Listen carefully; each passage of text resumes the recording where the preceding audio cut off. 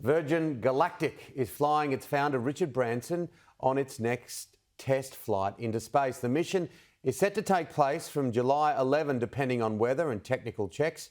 And Richard Branson, founder of Virgin Galactic, joins me now. A very good morning our time to you. Last time we spoke, you were training to be an astronaut. You have named the date for when you are set to take off. Yeah, very exciting. I got the call last night from our chief engineer to say that they ticked the final box. After 17 years of waiting, I sort of hit the roof with excitement. I've been trying not to get excited at all over the last 17 years. So wonderful to know that 10 days from now, hopefully, myself and a wonderful team who are coming up with me will become astronauts. It's such an exciting story, and if we ever needed an aspirational story, it's right now, right across the world. Yeah, thank you. Yeah, I mean, I've been fortunate. We've had some extraordinary things happen. I mean, obviously in Australia, a lot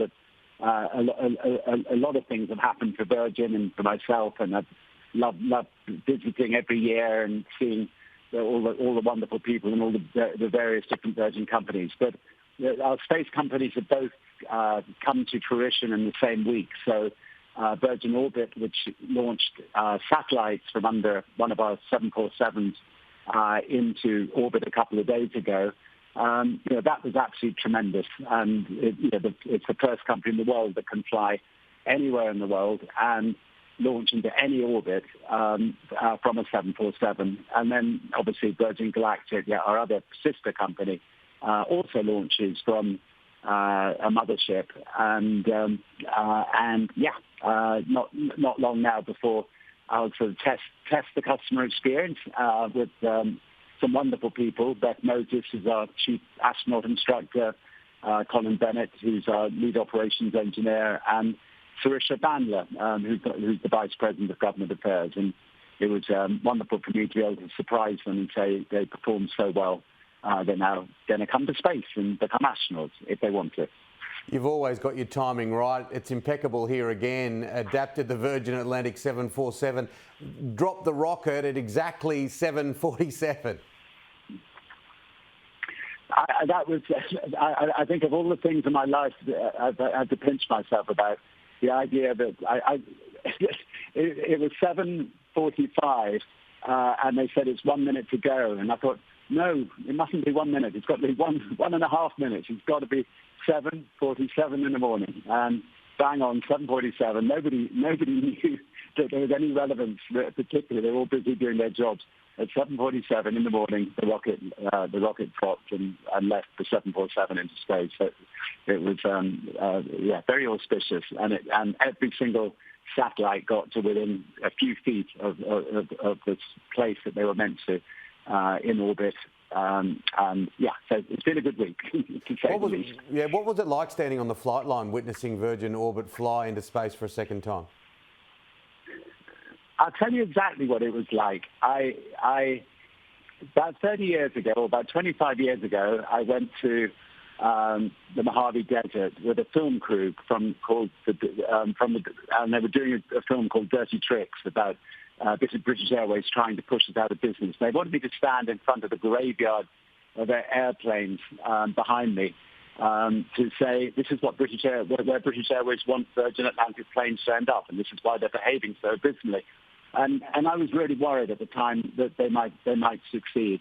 Anyway, it was so satisfying, turn the clock forward all those years, to see the graveyard still there with all these airlines planes, and there was our 747 from Virgin Atlantic sitting on the runway with this giant rocket on the side, ready to go to space. And it was a big moment for me, and my memories came flooding back. It was just great to see. 600 people have already paid the deposit, no doubt expecting more people to sign up. Oh yeah, we've got no end of people who seem to want to sign up, so I don't think we're going to have any problems problem selling tickets on Virgin Galactic. It's up to us to be able to ramp up our manufacturing capabilities to make enough rockets to satisfy demand, and our team will do that. And I have an announcement next week, which I'm very excited about, because I think the whole idea of doing this was that ordinary people should be able to go to space, and we're doing everything we can to lower the price so ordinary people one day will be able to go to space. And by ordinary, I mean like myself before I made a bit of money. That ordinary people can go to space, and anyway, I don't want to spoil the announcement. When I come back, you can give us the announcement. Give me the announcement now, if you will. It'll help our ratings. But I heard your quote the other day. Truly, well, it wasn't the other day. You've said it before. Truly believe that space belongs to all of us. And I think that we talked aspiration earlier in our chat. When young boys and girls look up into the sky, it's that whole sense of wonder. Yeah, I mean, I got that. I had that with my sisters when Buzz and Neil were standing on the moon. We were standing outside under the moon, looking up and thinking, "Wow, this is incredible," and that inspired me. But it's one thing to have a dream of making space more accessible to all, but it's another for the incredible team at Virgin to collectively turn that dream into reality, and I hope they can turn that dream into reality for a lot of people who are listening today, a lot of kids who are listening today. Just a slight change of topic, and it's the thing that's dominated discussion for the past 18 months right around the world. Australia, there's lockdowns all over the place at the moment. You are indelibly linked to this country. We're watching full crowds at Wimbledon. We're watching crowds at the Euros. We're watching life normalise. How important, how vital is it that we get back to normal as quick as possible? Obviously, it's vital. After months and months and months, there comes a time where you've got to get everybody vaccinated as fast as you possibly can, so that normality can come back. I'm not sure what the cause was for the delay in getting people vaccinated in Australia, but that's the key, or at least make sure that all the vulnerable people, the older people, are vaccinated, and then let young people get back to normal. We don't close down our roads because there are road accidents.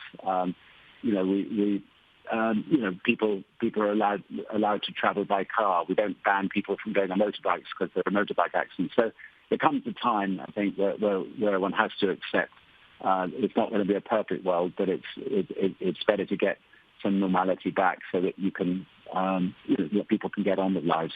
Yeah, well said.